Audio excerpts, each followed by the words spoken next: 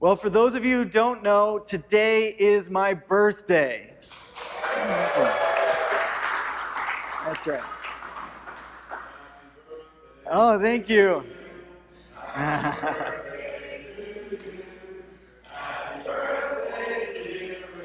Thank you. Thank you. I wasn't trying to lure it out of you, but I will take it. I appreciate it. I am 30 years old. And when people talk about 30 years old, some people will say, how does it feel like? Do you feel like you're old now? Do you feel like your youth has passed you by? It's all downhill from here kind of thing. And I don't really have those feelings because I have a few advantages that most people don't have to not feel old at 30. So here's my advice on how to not feel old at 30. 1, have 3 brothers that already got there. I got to watch the good, the bad, and the ugly of the process of turning 30. And I leave it... Nice. I was going to say, I leave it up to you to discern who is the good and who is the bad and the ugly, but my brother jumped in right there. He turned 30 first, so he said he was in that order, the good, the bad, and then the ugly. But the last was left for perfection. No, just kidding. But my parents did get better over time. Most people do. You can see it in their kids. That's a joke too. But having those brothers, one of the things I don't understand about these kids, and that I guess reveals that I am old, that I just said the phrase, what I don't understand about kids these days, these kids, is when they don't take that advice of looking at the people that have made those mistakes and learning from their mistakes and saying, yeah, I don't want to try that. That was something, even as a kid, I did have an advantage of. When I saw my brothers do stupid things, I thought, that looked stupid. It didn't work out. I'm not going to do it. I then figured out new stupid things to try. So I did just as many stupid things as they did, but I didn't do their stupid things. I figured my own stupid things. It would be a vast improvement in our society if we'd at least get to that point, all right? We're not going to try the stupid things other people tried. We're just going to come up with new stupid things. But having 3 older brothers get there before me helps me not feel old at 30. The other thing is being a pastor. I started in pastoral ministry actually when I was 16 years old. I started my own youth group with some of my friends, and I started interning at my church doing sermon research and serving as a pastoral intern. And I've pretty much done it ever since. But being a pastor, it's weird. That story is not usual.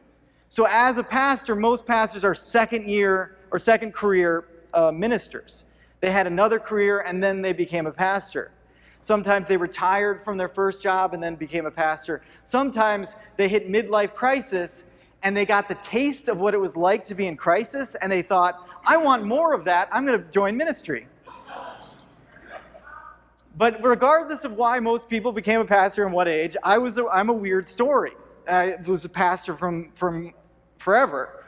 So people look at me and they go, oh, wow, you're so young for a pastor. But the last and the biggest piece of advice, if you want to feel really young at 30, is move to Vero Beach. Someone jokingly said that our average age in Vero Beach is 90 years old. I think that's a little bit of an exaggeration. 70 maybe, but 90, so 60-year-olds here feel really young. They're like, hey, I've got a lot of life left. Look at this guy. This should deserve an applause more than anything of my birthday. We just had last month the first 100-year-old birthday at Christ Church. Isn't that awesome? Isn't that awesome? Yeah. 100 years old. And the guy, John Hardy, he's quick as a whip, very smart, totally with it, and it makes you think, wow, I've got a lot of life left to live if I could be 100 and that aware, that conscious. The reality is 30 doesn't really matter. It's not a big year, but it's an opportunity to take stock, and whenever I can, I like to take stock of my life and just look at it, examine it, see what went wrong, how could I get here, what happened to me, and figure out what my life is really about. I do this a lot anyway, but it was an excuse to. Jesus, after all, started his ministry when he was 30 years old, and he only ministered on earth for 3 years, 30 to 33. So if that's right, this is like day 1, 3 years from now, I've gotten, the ministry in, right? That'd be great if I could just do the 3 years. Hopefully it wouldn't end the same. But regardless, it's a turning point to look at it. So I've been thinking about myself. I don't know, Noah, if you got the image on the screen, okay? I don't know what this is going to be. Okay, there it is. So there's me. If you just saw this, I did not choose the image, by the way. I left it up to my brother-in-law. And you can see the fruit of that decision. But if you just saw this picture and you were trying to figure out who this guy was, you could figure out a few things from the picture. He looks like an idiot, so that would be accurate. He looks silly. He looks like a fun guy to me. Hopefully that's true.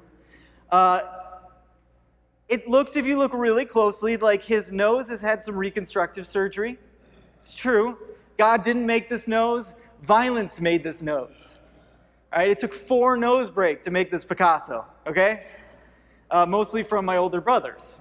Some of the stupid things they tried on me. But there's very limited things that you could figure out from that picture. It would help if it was a full body and there was 3 different, pictures and different angles, and they could make a 3-dimensional display, then you could find out even more that's wrong with my body. If it was an x-ray, you could find out even more. You'd say, wait, what's wrong with his hips? They look fine because they're under my shirt. And yes, my hips are under my shirt. That's how long they are. But, in an x-ray, you'd go, what's wrong with this guy? You'd see the knees and you get the arthritis there. You'd figure out a lot more, but you'd still have a very limited perspective. If it was 4 dimensions and actually included time, there's a before and an after, then you'd have even more understanding of who I am.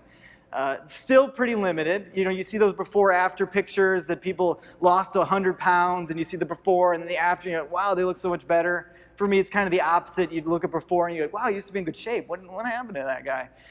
But either way, you'd get more details about me.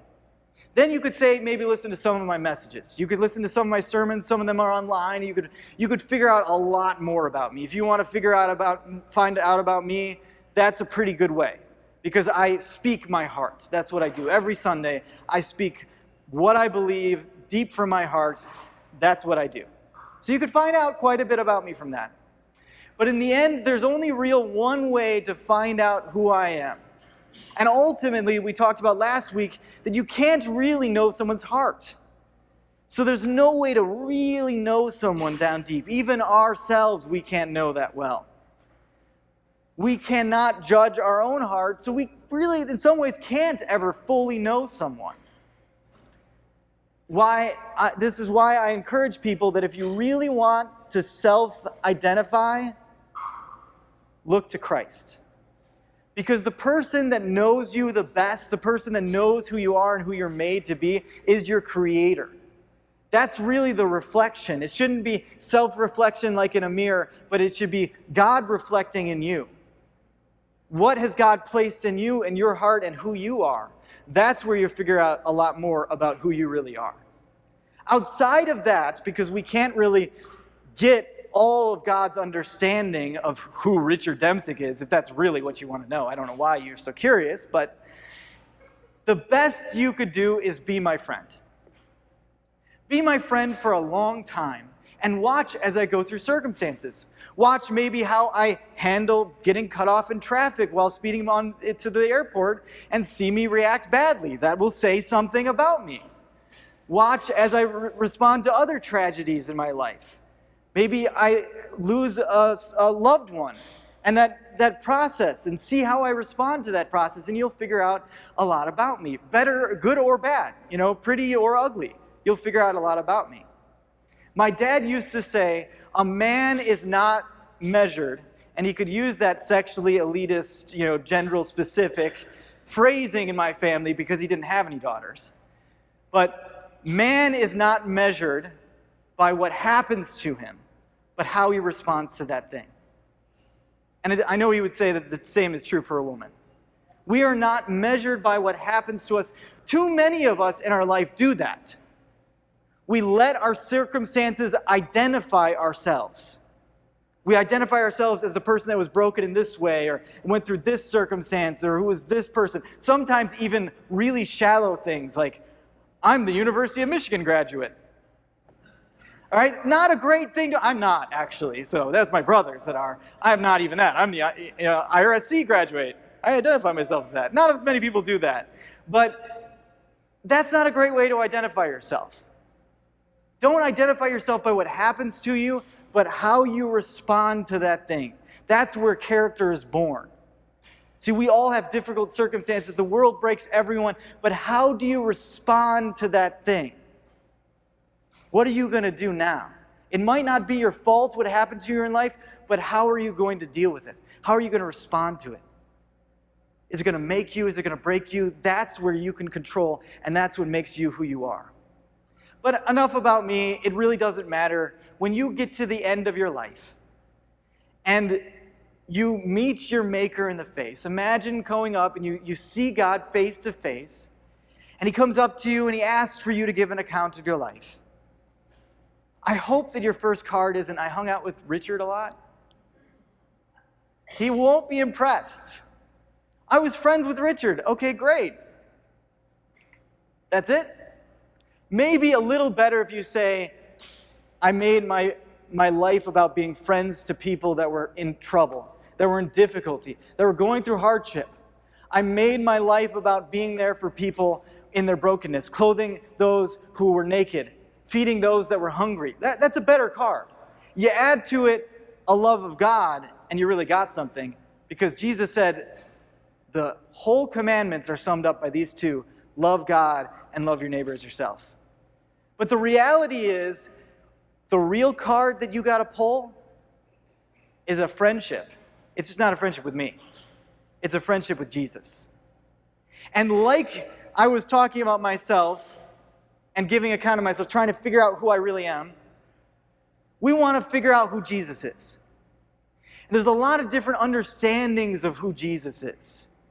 Right? Have you guys seen the white Aryan Jesus that's got blonde hair? Very pretty guy? Not accurate at all. Then there's also there's the black Jesus too, so we got that for balance. There's actually a pretty good Jesus in the art gallery that he actually looks like a Middle Eastern Jew, because that's what he would be. So Middle Eastern, he's not white, he's not black, he's Middle Eastern. But there's all these different understandings of Jesus. There's the lion Jesus, bold, pushing over the table and telling people what he thinks. That's the Baptist Jesus. Okay, not enough Baptists in the room, I guess. But there's also the free-loving Jesus that's all about just, offering love. There's a homeless Jesus. There's the miracle-working Jesus. Interesting enough, by the way, the Talmud, the Jewish scripture, talks about Jesus as a person that achieved sorcery. See, they didn't want to talk about who he really was or what his purpose really was, but they couldn't deny his miracles. So even the Jews at the time, they saw his miracles and they wrote down, yeah, he did perform miracles. We can't deny that. And that's some people's Jesus, is the miracle working. Come to Jesus.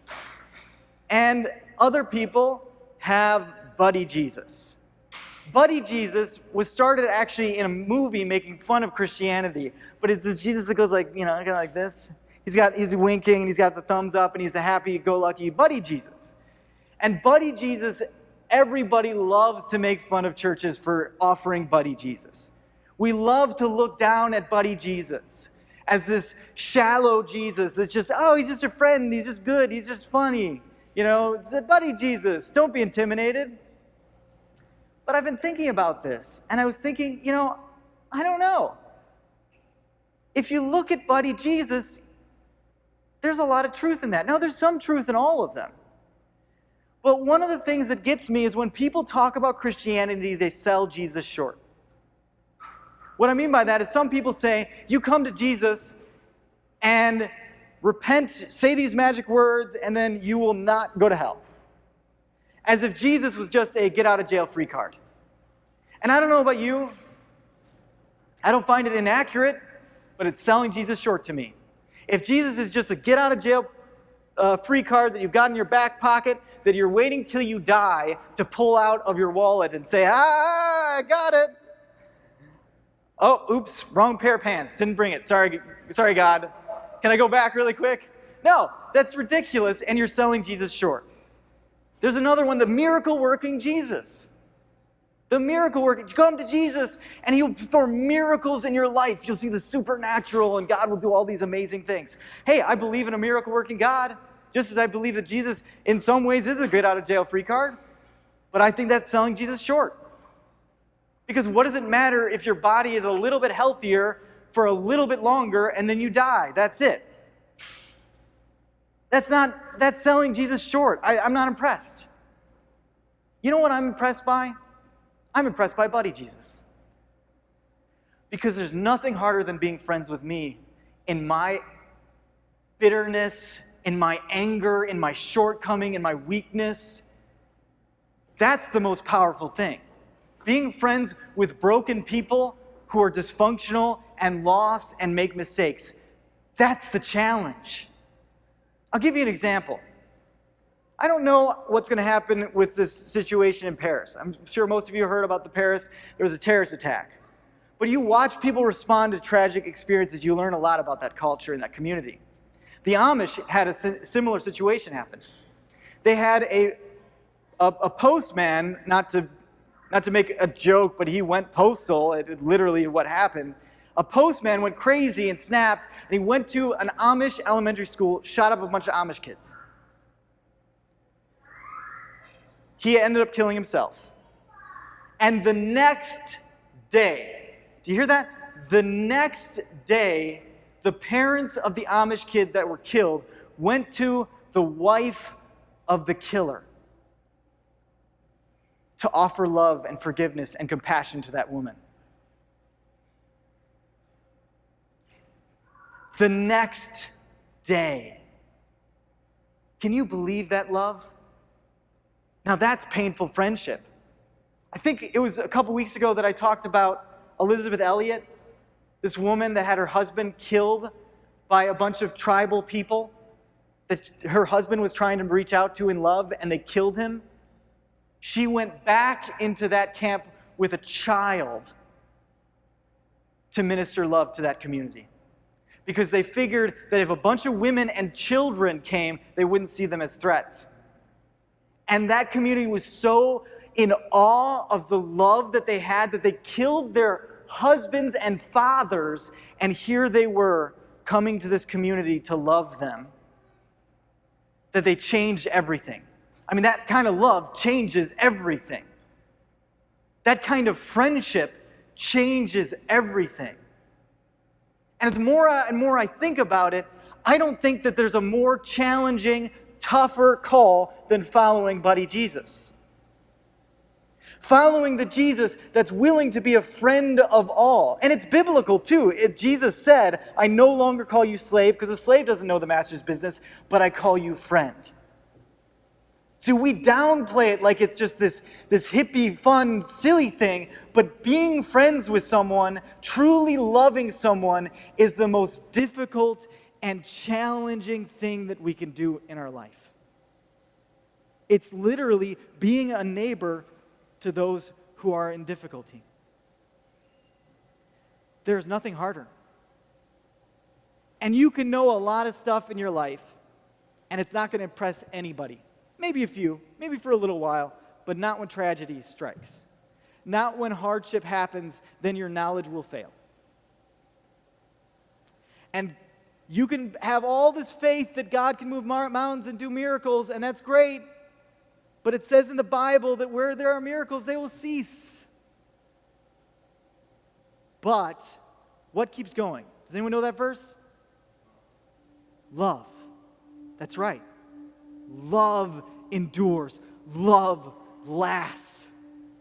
In the day, a lot of things work in Christianity, but at night, in tragedy, when mourning, when challenged, when broken, what lost, what endures? Love. That's the foundation. That's the principle. And I'm always going to speak the basics, because we can never master love. So you want to know what Christianity is all about? It's about being a friend to Jesus. Being a friend in Jesus means hanging out with the guy, going where he does. You ever noticed that a friend, you start to even speak like them after you hang out for them too long? One of the youth kids, he's out washing cars now, Kirby, he said, "I've got a problem, Richard. I'm really worried." "What's the matter, Kirby?" "Well, I've been hanging out with Robert a lot. I'm starting to mumble and lean in as I do it. I don't know what to do." See, just being in the presence of Robert was transforming Kirby into being a little Robert.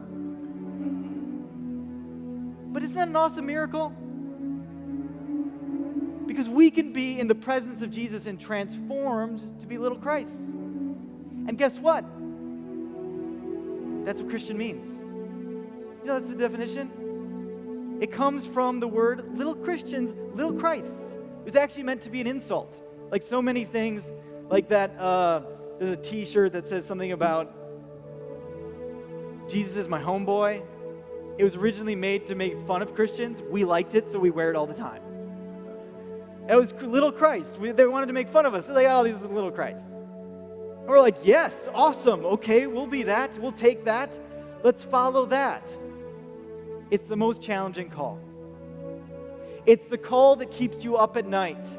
Sometimes because at 3 a.m. someone's calling you and they're struggling and they don't know what to do. It's the call that keeps you up at night sometimes because you have to go out and you have to talk to people and you have to build these relationships with the people because you know that there are people out there that have no one to listen to them.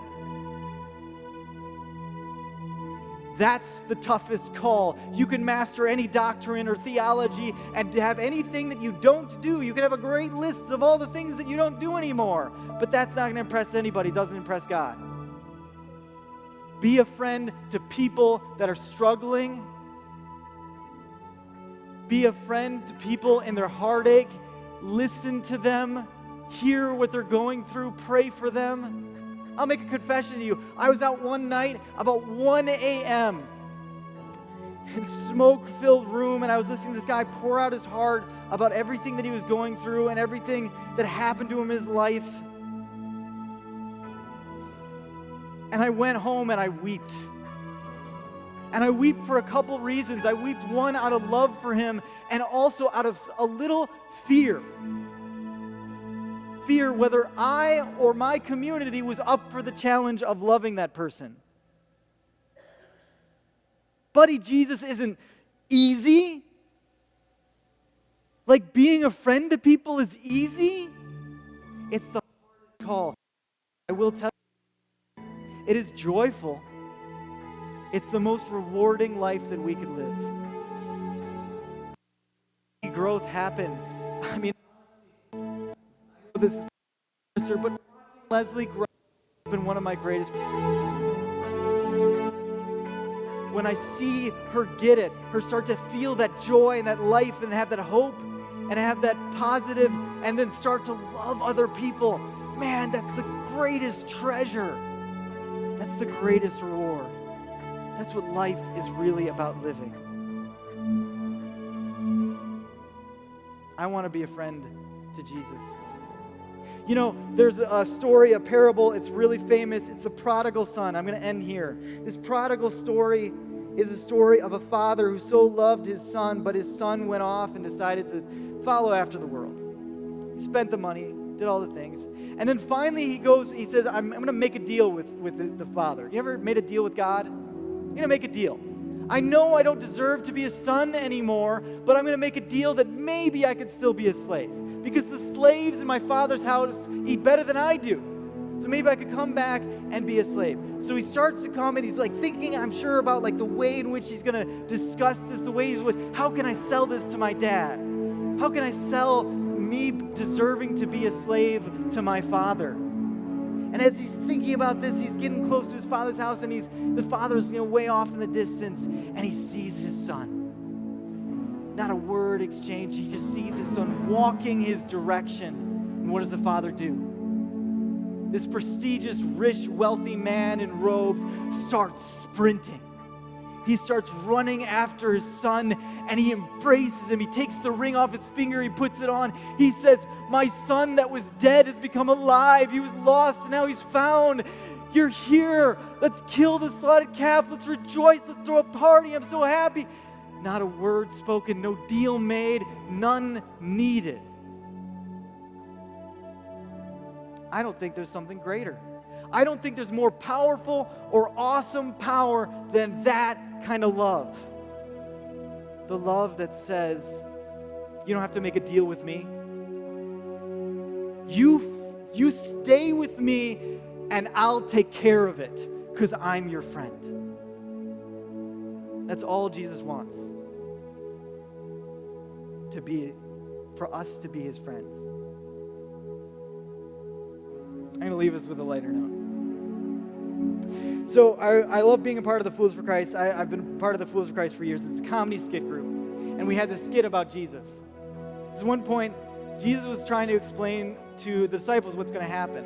We've got that we always look to, we want to understand the future. We want to know what's going to happen. When is the end coming, and how is it going to end, and what's going to be in heaven? We understand that. And I always go back to, remember how Jesus tried to describe to the disciples what was going to happen when he died and rose again? It went like this in the Fools for Christ.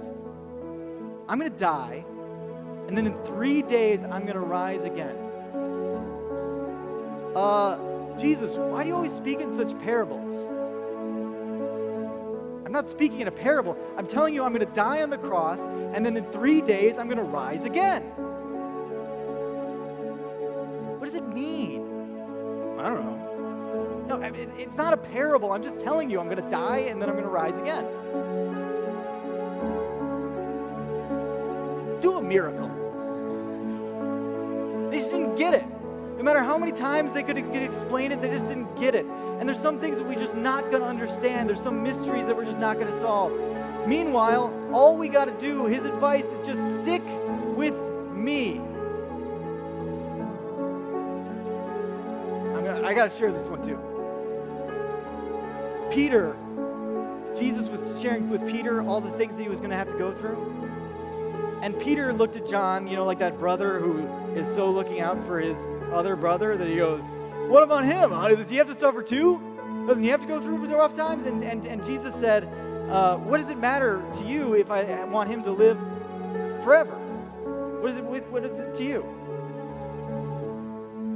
And I don't know, but John was the one who was not martyred. All the disciples were martyred except for John, the beloved. I don't know why. Jesus didn't explain why. We can't know the heart of God, why one of us has to go through hardship and one of us doesn't. But if I had to guess, if I had to conjecture, you know what is impressive to me about John? No other disciple watched Jesus be crucified. No other disciple said, I'm going to walk with you on the road to Calvary.